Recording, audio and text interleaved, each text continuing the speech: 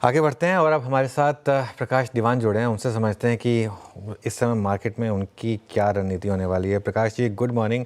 अच्छा, मैं fresh ideas की बात करूं उससे पहले आपके एक ऑल टाइम फेवरेट आइडिया की बात करते हैं। आज फिर ऑल टाइम हाई लगाया डिक्सन टेक। अब यहाँ पर इस पूरी स्पेस में स्पेशली जब से वो महाराष्ट्र का इलेक्शन का वर्डिक्ट आया, हमने काफ़ी शानदार मूव्स देखे हैं। अब क्या व्यू होगा? गुड मॉर्निंग अनुज। सो डिक्सन में तो एक आज का मूव का कारण मुझे लगता है वो ये है कि एलजी ने जो अपने आईपीओ के वो ऐलान किया है इच्छा का, उसके हिसाब से क्या है कि ये जितने भी कंपनीज हैं जो डाउन स्ट्रीम काम कर रहे हैं इनके लिए वहां पे एक वो रहेगा। और दूसरा आउटसोर्सिंग धीरे धीरे स्केल का हो गया। पहले ये एक एक्सपेरिमेंट से शुरू हुआ, उसके बाद एक ग्रोथ वाले उसमें आया, अब वो स्केल स्टेडी स्केल आ गया।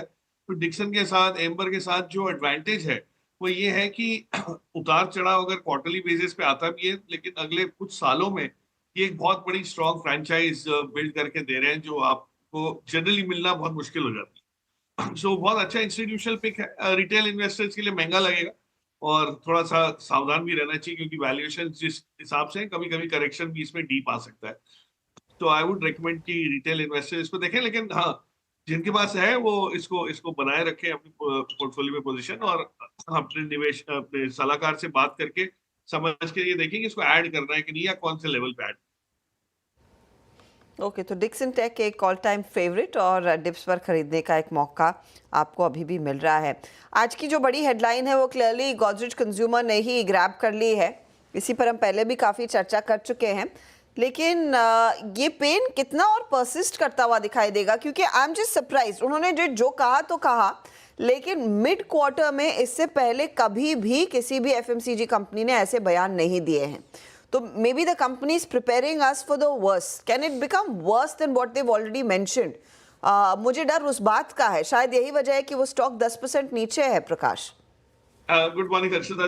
मैं मानता हूं कि ये इस टाइप का बयान मार्केट के लिए, सेगमेंट सेक्टर के लिए थोड़ा सा नेगेटिव हो ही जाता है, क्योंकि उन्होंने दो चीज की बात की है। एक तो वॉल्यूम ग्रोथ फ्लैट होने की बात की है, जो काफी समय से हो भी रही है। अगर आप बड़ी कंपनीज के आंकड़े देखें, एचयूएल के, नेस्ले के, एक हद तक ब्रिटानिया के भी, तो बहुत ज्यादा बदलाव वहां आया नहीं था क्वार्टर ऑन क्वार्टर अगर देखें।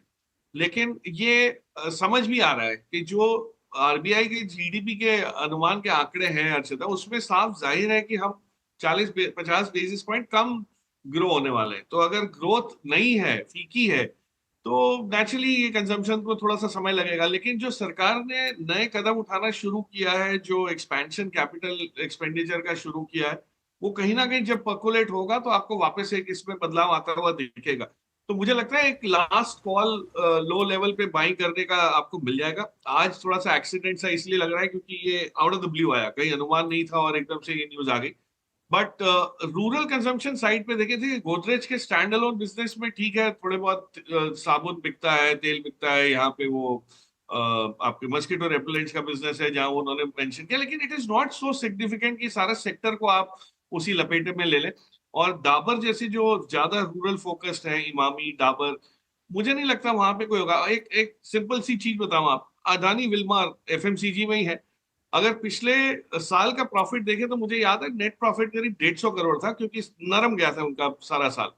ये दो तिमाही में, 6 महीने में they are already at about 625 crore odd profit की बात कर रहा हूं। तो अगर इस टाइप का ग्रोथ कई कंपनी हासिल कर पाती है, तो ऐसा नहीं है कि सारा सेक्टर ही वो मायूस हो जाएगा।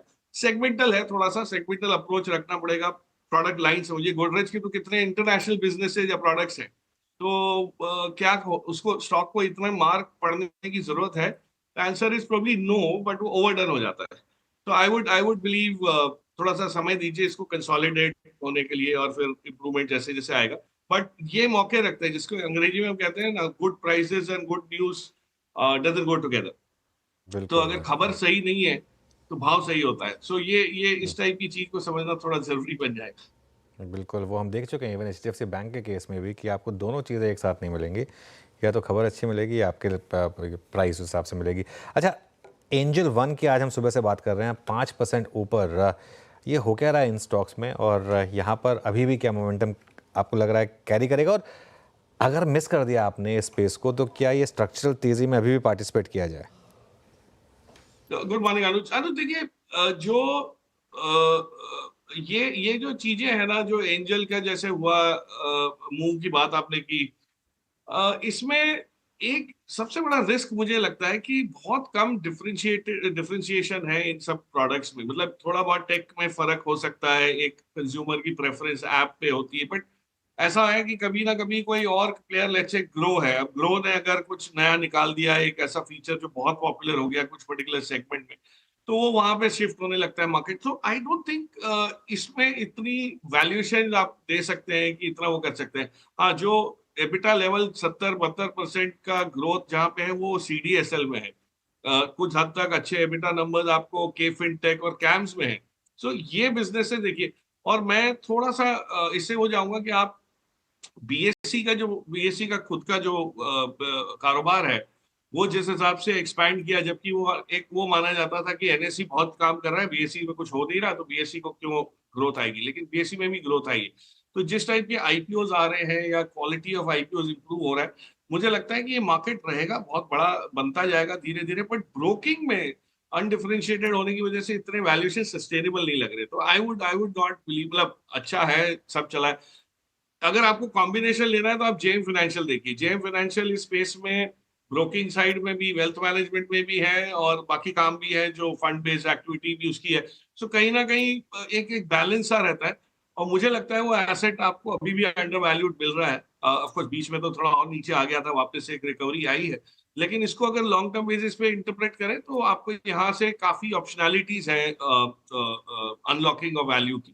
तो वो आपको थोड़ा सा वो रह सकता है, डिवर्सिफाइड है, इसकी वजह से आपको सेफ रह सकते।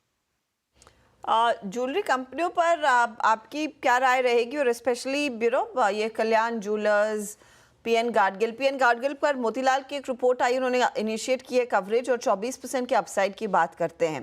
क्लियरली उनका मानना है कि यहाँ पर रिटेल प्रेजेंस बढ़ रही है, और ये वो ब्रांड्स है जिससे एक आम आदमी का कनेक्ट अच्छा खासा बना हुआ है, और वही ड्राइव करेगा शायद इनके पेनिट्रेशन को।